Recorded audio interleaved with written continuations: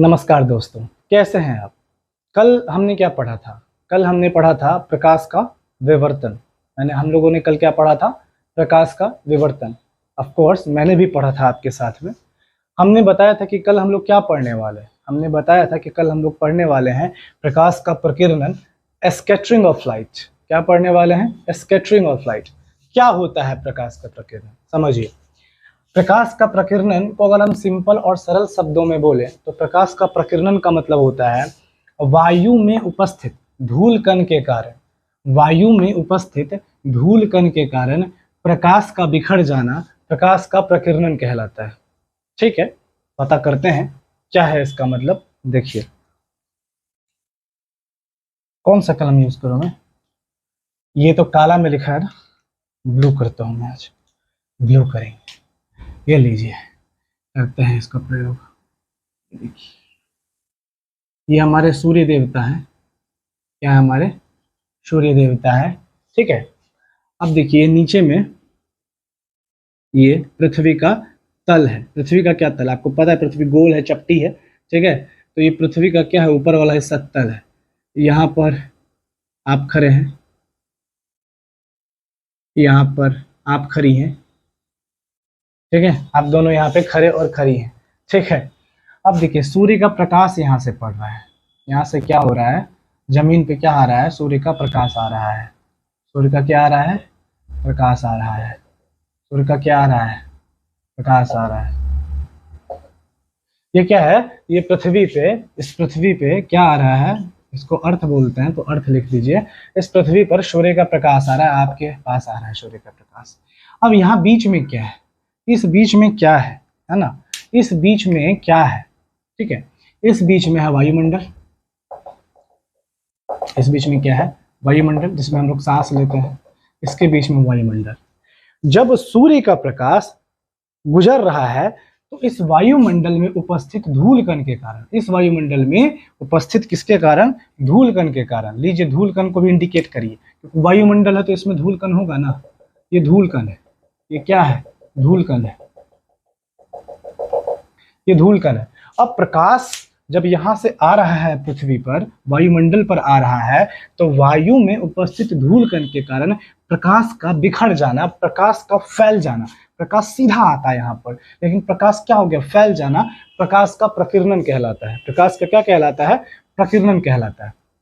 ठीक है, ये तो आप बहुत सरल शब्दों में समझ गए। लेकिन अगर आप एग्जाम में जाएंगे और ये लिख करके आएंगे कि वायु में उपस्थित धूल कण के कारण प्रकाश का बिखर जाना, तो मेरे ख्याल से जो मास्टर साहब है उतना आपसे प्रभावित नहीं होंगे। हो सकता है आपको नंबर भी कम दे, क्योंकि ये जो है ना बहुत सामान्य चीज है, इसको याद करना बहुत आसान है। ठीक है, हालांकि आप इसको सरल शब्दों में समझ सकते हैं, पर एग्जाम में जाएंगे और ये लिख के आएंगे तो मास्टर साहब उतने प्रभावित नहीं होंगे।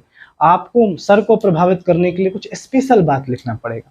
तो हम हालांकि शुद्ध हिंदी में इसका आपको परिभाषा बता रहे हैं। देखिए, अगर हम कोई चीज़ नहीं लिखते हैं, इसका ये बिल्कुल भी मतलब नहीं है कि आप भी ना लिखें। मैं आपको यकीन दिलाता हूँ कि मैं जितनी भी बातें कहता हूँ, जो परिभाषा बोलता हूँ, अगर आप उसको नोट करेंगे और इस वीडियो को सिर्फ आप एक बार देखेंगे, तो मैं दावे के साथ कहता हूँ कि फिर प्रकाश के प्रकीर्णन से या जितने भी टॉपिक मैंने पढ़ाए हैं या आगे पढ़ाऊंगा, उससे एक भी प्रश्न आपसे नहीं छूटेगा। ठीक है, जितना मैं पढ़ा दूंगा तो। ठीक है, ये तो एक बात हो गई। अब इसके मूल परिभाषा पे आते हैं। आप चाहें तो इसको नोट कर सकते हैं। देखिए, इसका मूल परिभाषा क्या होता है? प्रकाश का प्रकीर्णन किसे कहते हैं? वायुमंडल में उपस्थित धूल कण के कारण प्रकाश का बिखर जाना। ये तो आपको सरल शब्द। अब इसको शुद्ध हिंदी में समझिए, सुनिए। सूर्य का प्रकाश जब वायुमंडल से गुजरता है, सूर्य का प्रकाश जब वायुमंडल से गुजरता है, तो वायुमंडल में उपस्थित धूल कण के कारण प्रकाश का क्या हो जाता है? प्रसरण हो जाता है। प्रकाश का क्या हो जाता है? प्रसरण हो जाता है। प्रकाश के बिखर जाने की घटना को प्रकाश का प्रकीर्णन कहते हैं। फिर से मैं एक बार दोहराता हूं। जब सूर्य का प्रकाश वायुमंडल से गुजरता है, जब सूर्य का प्रकाश वायुमंडल से गुजरता है, तो वायुमंडल में उपस्थित धूल कण के कारण प्रकाश के विसरण हो जाने की घटना, प्रकाश के प्रसरण होने की घटना, प्रकाश के प्रसार होने जाने की घटना, प्रकाश के फैल जाने की घटना को प्रकाश का प्रकीर्णन कहते हैं। प्रकाश का क्या कहते हैं? प्रकीर्णन कहते हैं। ठीक है, आप इसको नोट कर लीजिए। अब देखिए, ये एक चीज आपके समझ में आ गया होगा। अभी भी नहीं आया होगा ठीक तरीके से, लेकिन वीडियो के अंत तक तो आपको आ ही जाएगा। अब देखिए प्रकाश का प्रकीर्णन कुछ समझिए कैसे होता है। आप बोलेंगे यार हमको अभी भी समझ में नहीं आया, अभी आप समझा देते हैं आपको। मान के चलिए आप सिनेमा हॉल में जाते हैं मूवी देखने के लिए, हमेशा आप लोग जाते हैं। आप देखते होंगे कि जब आप लोग यहाँ बैठे होते हैं, तो आपके ठीक ऊपर में यहाँ प्रोजेक्टर लगा होता है, जिसका इस जगह पर्दे पे यहाँ पर आपके मुंह के सामने, यहाँ मान लीजिए पर्दा लगा हुआ है, आप यहाँ बैठे, यहाँ से आता है प्रकाश और इस पर्दे पर पड़ता है। आप सोचते होंगे साला इतना छोटा सा प्रोजेक्टर है और इससे इतना प्रकाश का फैलाव हो जा रहा है, ये कैसे संभव है, ये कैसे संभव है? तो ये प्रकाश के प्रकीर्णन के कारण ये संभव है। लेकिन भाई इतना फैल कैसे रहा है? ये प्रकाश के प्रकीर्णन के कारण संभव तो है, पर ये छोटा सा जो लेंस है ये फैल क्यों जा रहा है? इसका रीजन ये है कि यहाँ धूल कण उपस्थित है, इस जगह पर धूल कण उपस्थित है। इसीलिए आप देखते होंगे प्रकाश तो फैलता है और ऊपर उठा के देखते होंगे रोशनी आ रही है, एकदम एक लाइट जा रहा है, प्रकाश आपको क्लियर दिखेगा कि प्रकाश वहां पड़ रहा है। आप ऐसे ऊपर उठा के देखिएगा, प्रोजेक्टर से जो लाइट जा रहा है पर्दे पे, वो लाइट आपको दिखेगा क्लियर कि जा रहा है श्वेत प्रकाश के रूप में। ठीक है, इसी को हम क्या कहते हैं? प्रकाश का वहां पे क्या हो रहा है? प्रकीर्णन हो रहा है, इसी को प्रकाश का प्रकीर्णन कहते हैं। चलिए, मेरे ख्याल से अब आप समझ में आ गया होगा आपको। अब बात करते हैं प्रकीर्णन सबसे अधिक किस रंग का होता है। हम जानते हैं कि प्रकाश कितने रंग का बना होता है? प्रकाश 7 रंग के बना 7 रंग का बना होता है। प्रकाश कितने रंग का बना होता है? 7 रंग का बना होता है। सबसे अधिक प्रकीर्णन किसका होगा? सबसे अधिक प्रकीर्णन किसका होगा? सबसे अधिक प्रकीर्णन होगा बैगनी रंग का। कौन से रंग का? बैगनी रंग का। और सबसे कम प्रकीर्णन किसका होगा? लाल रंग का। सबसे कम प्रकीर्णन किसका होगा? लाल रंग का। सबसे कम प्रकीर्णन किसका होगा? लाल रंग का। सबसे अधिक प्रकीर्णन किसका होगा? बैगनी रंग का। ठीक है, अब जब हम कहते हैं कि सबसे अधिक प्रकीर्णन बैगनी रंग का होगा, क्या मतलब हुआ इसका? इसका मतलब हुआ बैगनी रंग ज्यादा फैलेगा। बैगनी रंग क्या होगा? ज्यादा फैल जाएगा। ठीक है, बैगनी रंग ये प्रकाश है, यहां से बैगनी रंग ज्यादा फैल जाएगा, वॉयलेट रंग जो है ज्यादा फैल जाएगा। लेकिन जब हम बोलेंगे प्रकाश का प्रकीर्णन सबसे कम कौन सा रंग का होगा, तो हम कह रहे हैं लाल रंग का होगा। कौन से रंग का होगा? लाल रंग का। तो यहां से जो प्रकाश जाएगा, लाल रंग कम फैलेगा, लाल रंग कम फैलेगा। समझ में आ गए? जिसका फैलाव ज्यादा होगा उसका प्रकीर्णन ज्यादा होगा, जिसका फैलाव कम होगा उसका प्रकीर्णन कम होगा। अब यहाँ पे एक और बात आप समझिए। ठीक है, इसको समझे बिना आप प्रकाश का प्रकीर्णन को बेहतर तरीके से नहीं समझ पाएंगे। और वो बात यह है कि प्रकाश का प्रकीर्णन सबसे अधिक कौन सा रंग का हो रहा है? बैगनी रंग का होगा। इसीलिए इसका जो तरंग दैर्घ्य होगा सबसे कम होगा। इसका जो तरंग दैर्घ्य होगा सबसे कम होगा। तरंग दैर्घ्य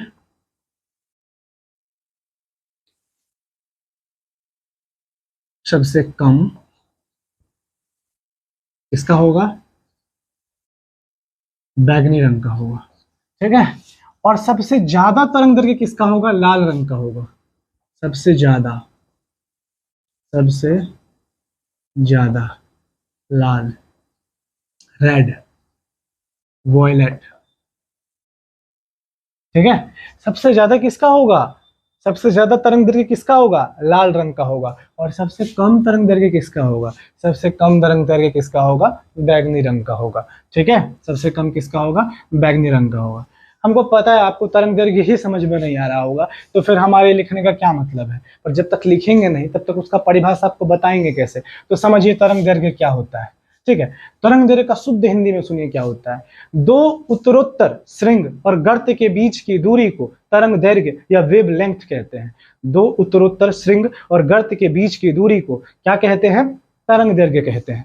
ठीक है, हमको पता ये आपके समझ में नहीं आया होगा, क्योंकि ये क्या है? भाषाई आतंक है। हम आपको बता रहे हैं इसका सिंपल परिभाषा क्या होगा। इसका सिंपल होगा प्रकाश के तरंग के बीच की दूरी, प्रकाश के तरंग के बीच की दूरी को क्या कहेंगे? तरंग दैर्घ्य कहेंगे, वेवलेंथ कहेंगे।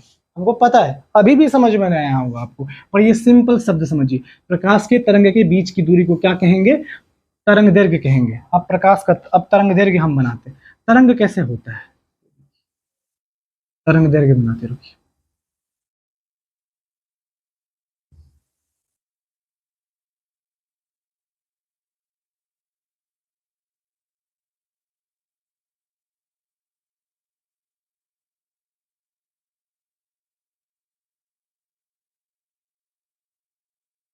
ठीक है। अब देखिए इसका जो बीच का दूरी है, प्रकाश के तरंग का बीच का जो दूरी है, इसका जो बीच का दूरी है, इसका जो बीच का दूरी है, इसका जो बीच का दूरी है, और सबसे कम किसका बीच का दूरी, इसका देखिएगा इससे भी कम हो जाएगा, इसका इससे भी कम हो जाएगा, इसका इससे भी कम, इसका उससे भी कम हो जाएगा। ये जो बीच का जो दूरी है ना, ये बीच का जो दूरी है ना, ठीक है, इसी बीच की दूरी को तरंग दैर्घ्य कहते हैं। तो अब श्रृंग किसको कहेंगे, ये जो उठा हुआ भाग है, ऊंचा हुआ भाग, इसको श्रृंग कहते हैं। और गर्त कैसे कहते हैं, जो नीचे में गया हुआ गढ़वा जो है उसको क्या बोलते हैं, गर्त कहते हैं। जैसे कभी किसको कहते हैं ना, अरे तुमको हम क्या करेंगे, धक्का देके धकेल देंगे, क्या करेंगे हम, धक्का देके धकेल देंगे। कहाँ धकेल देंगे, निचवा में धकेल देंगे। तो इसका क्या मतलब हुआ, अगर इसको शुद्ध हिंदी में कहिएगा तो हम तुमको जो है ना भाई गर्त में भेज देंगे, तुमको हम क्या करेंगे, गर्त में भेज देंगे। वही किसी को कहिएगा, सुन भाई हम तुमको ऊंचाई पे उठा देंगे, हम तुमको कहाँ उठा देंगे, ऊंचाई पे उठा देंगे। इसका मतलब क्या हुआ, हम तुमको श्रृंग पे उठा देंगे। अब मान के दो चार को छोड़ा है, सब बैठ के आप लोग बात कर रहे हैं, तो अगर आपको भाषाई आतंक पैदा करना हो, भाषाई आतंक क्या होता है समझिए, जैसे गोली बंदूक कट्टा का आतंक होता है ना, वैसे भाषा का भी आतंक होता है। भाषा का आतंक कैसे होता है, अब वहां पे बात हो रहा है, अब किसी को हम तुमको गर्त में धकेल देंगे, हम तुमको गर्त में धकेल देंगे। अब आप उसको तो यही कहेंगे तुमको हम गढ़िया में धकेल देंगे, उसको क्या बोल रहे हैं आप, गढ़वा में धकेल देंगे। लेकिन उसके दिमाग में चल रहा है तो क्या बोल दिया, गर्त में धकेल देंगे। अब गूगल ट्रांसलेट पे जब तक सर्च करेगा तब तक आप बोल के वहां से निकल चुके होंगे, बताइए फायदा है कि नहीं। अगर उसको आप ये कहते गढ़वा में धकेल देंगे तो बोले तुम हमको धकेलेगा, रुक साला अभी हम तुमको धकेल देते हैं, है कि नहीं। तो वही कह दिए उसको गर्त में धकेल देंगे, ठीक है। उसको समझ में नहीं है गर्त क्या क्या मतलब है भाई, उसको कह दीजिए हम तुमको श्रृंग तक पहुंचाना चाहते हैं।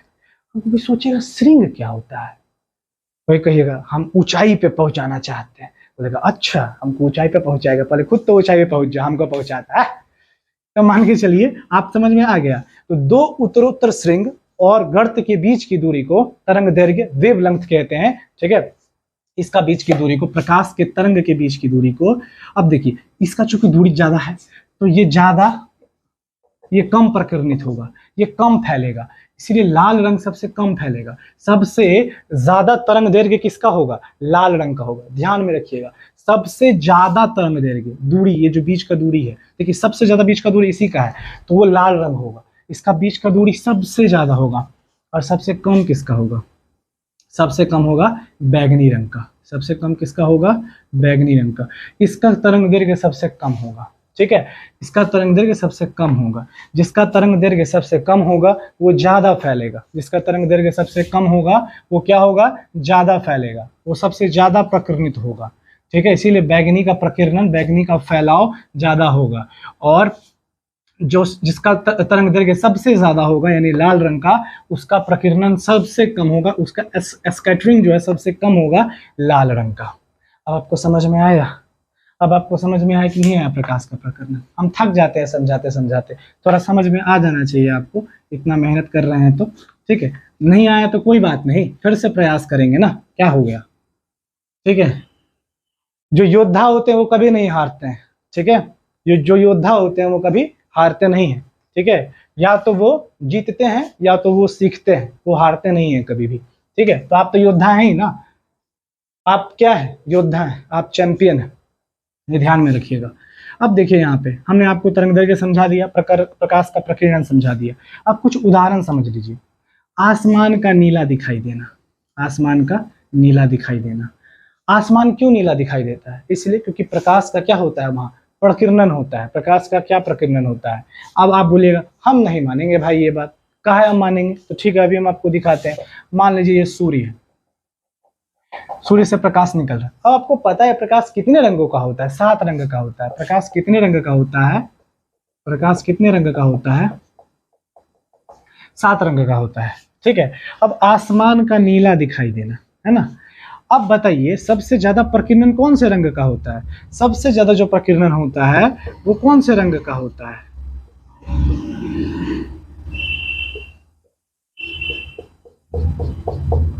विबग्योर। 7 रंग है, इसको विबग्योर कहते हैं। क्या कहते हैं, विबग्योर कहते हैं। वी से क्या होता है, वॉयलेट, ठीक है। वी से क्या होता है, वॉयलेट।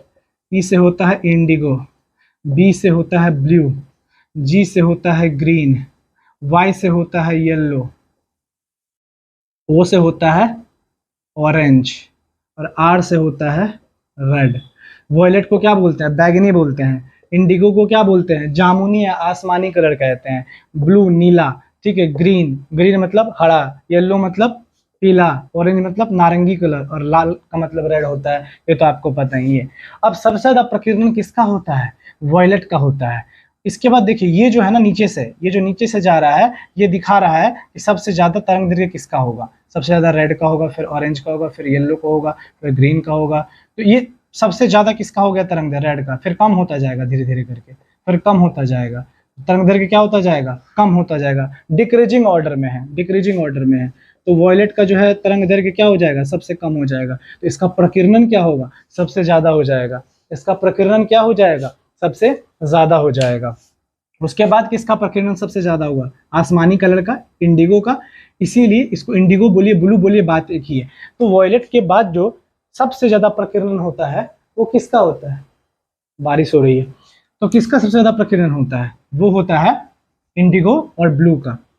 इसीलिए प्रकीर्णन का मतलब आपको मैंने बताया है, फैलाव होता है। इसीलिए आसमान का रंग जो है वो नीला दिखाई देता है। समुद्र का पानी क्यों नीला दिखाई देता है? क्योंकि इसका जो प्रकीर्णन होता है, इसका जो फैलाव होता है प्रकाश का, वो ज्यादा होता है। ठीक है।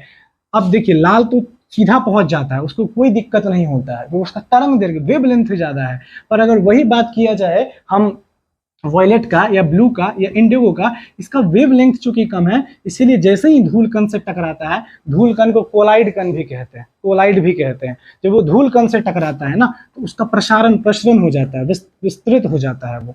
ठीक है, वो क्या हो जाता है? विस्तृत हो जाता है, फैल जाता है। ठीक है, इसीलिए क्या कहेंगे हम? आसमान का रंग कैसा दिखाई देगा? नीला दिखाई देगा। समुद्र का पानी कैसा दिखाई देगा? नीला दिखाई देगा। ठीक है। अब एक है सूर्य का लाल दिखाई देना। आपके मन में एक सवाल आ रहा होगा, शायद नहीं भी आ रहा हो, क्योंकि आपको रटा रटाया चीज पढ़ाया गया है कि भैया प्रकाश का प्रकीर्णन होगा तो आकाश का रंग नीला दिखाई देगा, और अगर प्रकाश का जो है प्रकीर्णन के कारण ही समुद्र का पानी, गहरे समुद्र का पानी नीला दिखाई देगा। पर कभी आपने ये सोचा है कि भाई एक बात बता यार, तू तो ठीक बोल रहा है कि आकाश का रंग हमको नीला दिखाई देता है, पर उसी आकाश में हमको सूर्य का रंग क्यों लाल दिखाई देता है? सूर्योदय और सूर्यास्त के समय उसको भी तो फिर नीला दिखना चाहिए हमको, वो तो नहीं दिखता, वो तो लाल दिखता है। और उसके आसपास का चीज जो है वो सब हमको नीला दिखता है। ये कैसे होता है भाई? ऐसा इसलिए होता है मेरे भाई, क्योंकि जो तरंग दैर्घ्य होता है लाल रंग का, वो सबसे ज्यादा होता है। आप उसको दूर तक देख सकते हो, आप उसको दूर तक देख सकते हो। प्रकाश का जो तरंग दैर्घ्य होता है लाल रंग का, वो सबसे ज्यादा होता है। इसको धूल कण में इतनी क्षमता नहीं है कि इस तरंग दैर्घ्य को रोक दे। पर जो ब्लू कलर का तरंग दैर्घ्य होता है या फिर वॉयलेट का होता है, वो सबसे कम होता है, इसीलिए वो बिखर जाता है। ठीक है। अब आसमान जो होता है वो बहुत बड़ा है। आसमान मतलब क्या? अंतरिक्ष। अंतरिक्ष में इसके ऐसे कितने सूर्य, कितने ग्रह, कितने उपग्रह, कितने तारे, क्या नहीं होगा उसके अंदर। ठीक है। इसीलिए आसमान ज्यादा बड़ा है, तो प्रकाश का विसरण भी ज्यादा हो रहा है। प्रकाश का विसरण क्या होगा? ज्यादा होगा। लेकिन सूर्य तो एक ही है, सूर्य तो आसमान की अपेक्षा बहुत छोटा है। उस अंतरिक्ष का एक छोटा सा हिस्सा भर है ये, हमारे सौरमंडल का एक छोटा सा हिस्सा भर है ये। और इसीलिए इसका तरंग दैर्घ्य क्या होता है? सबसे ज्यादा होता है। इसीलिए हमेशा कैसा दिखाई देता है? आपको लाल दिखाई देता है। इसका तरंग दैर्घ्य कैसा होता है? लाल दिखाई देता है। अब देखिए चौथा देख लीजिए, अंतरिक्ष यात्रियों को आकाश का काला दिखाई देना। अंतरिक्ष यात्रियों को क्या?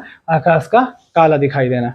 अब आप सोच रहे होंगे भाई, हम लोग को तो जब हम लोग अंतरिक्ष देखते हैं, आसमान देखते हैं, तो नीला दिखाई देता है, लेकिन वही अंतरिक्ष यात्री जो एस्ट्रोनॉट्स होते हैं, उनको आकाश काला दिखाई देता है अंतरिक्ष से। ऐसा क्यों होता है? ऐसा क्यों होता है? ऐसा इसलिए होता है मेरे भाई, ऐसा इसलिए होता है क्योंकि अंतरिक्ष में ना, अंतरिक्ष में जो है वायुमंडल नहीं होता है। अंतरिक्ष में क्या? वायुमंडल नहीं होता है। इसीलिए हम उस दिन आपको पढ़ाए थे, निर्वात में, निर्वात में प्रकाश की चाल सबसे ज्यादा होती है, क्योंकि वहां कोई तरह का दिक्कत नहीं है, कोई धूल कण नहीं है, कुछ नहीं है, वायुमंडल नहीं, इसलिए प्रकाश एक झटके में जाएगा, उसको रोकने वाला कोई है ही नहीं है वहां पर। तो यहाँ वायुमंडल जो होता है वो अंतरिक्ष में क्या होता है? नहीं होता है। अंतरिक्ष में वायुमंडल क्या होता है? नहीं होता है। इसीलिए अंतरिक्ष यात्री को आकाश कैसा दिखाई देता है? काला दिखाई देता है, क्योंकि अंतरिक्ष में क्या होता है? वायुमंडल नहीं रहता है। अगर हमारे पृथ्वी पे भी वायुमंडल नहीं रहता तो अगर हमारे पृथ्वी पर वायुमंडल नहीं रहता तो हमें भी अंतरिक्ष कैसा दिखाई देता, काला दिखाई देता है। और देखो अगर वायुमंडल नहीं होता तो हम लोग भी तो नहीं होते, वायुमंडल नहीं होता तो क्या हम लोग होते, नहीं होते। तो अगर मान के चलो वायुमंडल नहीं होता तो अंतरिक्ष कैसा दिखाई देता, हम लोगों को भी काला दिखाई देता। तो अंतरिक्ष यात्रियों को आकाश का काला दिखाई देना क्यों होता है, कि वहाँ वायुमंडल नहीं है, वहाँ निर्वात है, वहाँ वैक्यूम है, वहाँ क्या है, वैक्यूम है, निर्वात है, वायुमंडल नहीं है। इसीलिए अंतरिक्ष यात्रियों को आकाश कैसा दिखाई देता है, काला दिखाई देता है। अंतरिक्ष यात्री को आकाश कैसा दिखाई देता है, काला दिखाई देता है। जबकि वायुमंडल से, पृथ्वी से देखने पर हम लोग को आकाश का रंग, आसमान का रंग कैसा दिखाई देता है, नीला दिखाई देता है। तो बस यही चीज था। उम्मीद करता हूँ कि आप समझ गए होंगे, ठीक है। और नहीं समझेंगे तो बताइएगा, फिर से हम आपको समझा देंगे। अगले टॉपिक में हम लोग क्या पढ़ने वाले हैं, अगले टॉपिक में हम लोग पढ़ने वाले हैं प्रकाश का वर्ण विक्षेपन। प्रकाश का वर्ण विक्षेपन, उसको कहते हैं डिस्पर्शन ऑफ लाइट। क्या कहते हैं, डिस्पर्शन ऑफ लाइट। उसमें हम प्रकाश के 7 रंग के बारे में भी पढ़ेंगे, इस 7 रंग के बारे में भी पढ़ेंगे, ठीक है, कि कैसे श्वेत प्रकाश जो होता है, प्रकाश इससे। अच्छा, एक और क्वेश्चन आप बताइए मेरे को, अभी देखिए अचानक से हमको याद आ गया। आप ये बताइए मेरे को, प्रकाश जो होता है वो 7 रंग में विभाजित होता है। अब आप कहिएगा भाई एक बात बताओ, सूर्योदय का तुमने बोला सूर्योदय लाल हुआ, ठीक है, और सूर्यास्त के समय भी लाल हमको दिखाई देता है क्योंकि प्रकाश का प्रकीर्णन होता है। समुद्र का पानी नीला दिखाई देता है क्योंकि प्रकाश का प्रकीर्णन होता है। अरे भाई तुमने ये बताया कि लाल जो होता है इसका तरंग दैर्घ्य सबसे ज्यादा होता है, इसीलिए सूर्योदय और सूर्यास्त के समय हमको सूर्य लाल दिखाई देता है। बाकी टाइम उजर का दिखाई देता है, बाकी टाइम श्वेत क्यों दिखाई देता है। दोपहरवा में जब हम देखते हैं सूर्य को आफ्टरनून में, तो वो श्वेत क्यों दिखता है, व्हाइट क्यों दिखता है, क्योंकि भाई जो श्वेत रंग होता है ना, उसका जो तरंग दैर्घ्य होता है, उसका जो वेवलेंथ होता है, वो लाल रंग से भी ज्यादा होता है। उसका जो वेवलेंथ होता है, तरंग दैर्घ्य होता है श्वेत प्रकाश का, वो लाल रंग से भी ज्यादा होता है। पर क्या कर सकते हैं वैज्ञानिकों ने ना, ये 7 रंग जो थे विबग्योर में, आपको भी मैंने जो लिखाया था, इसमें ना व्हाइट को शामिल ही नहीं किया। और क्यों शामिल नहीं किया, क्योंकि ये श्वेत प्रकाश से ही 7 रंग निकला है, ये श्वेत प्रकाश से ही ये 7 रंग निकला है। इसीलिए अब जब यही राजा है, श्वेत प्रकाश ही राजा है, इसी के कारण 7 रंग बना है। अब राजा को क्या मंत्रिमंडल में शामिल कर देगा, पॉलिटी पढ़ेंगे तो उसमें आपको पता चलेगा जो प्रधानमंत्री होते हैं वो भी मंत्रिमंडल में सामूहिक उत्तरदायित्व रखते हैं, वो भी मंत्रिमंडल में सहभागी होते हैं, ठीक है। उनका भी उतना ही उत्तरदायित्व होता है जितना अन्य कैबिनेट मिनिस्टर का होता है। और राजतंत्र में ऐसा होता था क्या, नहीं। राजतंत्र में राजा के अंदर मंत्री पद होते थे, राजा के अंदर मंत्रिमंडल होते थे। तो ये राजा है सूर्य, और ये सब जो रंग है ना, जो श्वेत रंग है वो राजा है। और श्वेत रंग के अंदर जो है ये 7 कलर आता है। तो इस 7 कलर में ये जो सब जो मंत्रिमंडल, उसमें क्या राजा को भी शामिल कर दोगे, नहीं कर सकते हो ना। तो श्वेत प्रकाश जो है सूर्य का अपना खुद का प्रकाश है, और इस श्वेत प्रकाश से क्या हो गया है, ये कलर निकला है। इसीलिए श्वेत प्रकाश का तरंग दैर्घ्य जो होता है वो सबसे ज्यादा होता है, ठीक है। इसीलिए हमको अन्य समय में जो है सूर्य का प्रकाश कैसा दिखाई देता है, श्वेत दिखाई देता है। कैसा दिखाई देता है, श्वेत दिखाई देता है। चलिए, उम्मीद करता हूँ कि आप टॉपिक को समझ गए होंगे, और नहीं समझे होंगे तो कमेंट में बताइए। अब अगले टॉपिक में हम लोग क्या पढ़ने वाले हैं, अगले टॉपिक में पढ़ने वाले हैं हम लोग प्रकाश का वर्ण विक्षेपन, डिस्पर्शन ऑफ लाइट, ठीक है। चलिए ध्यान रखिए अपना। जय हो।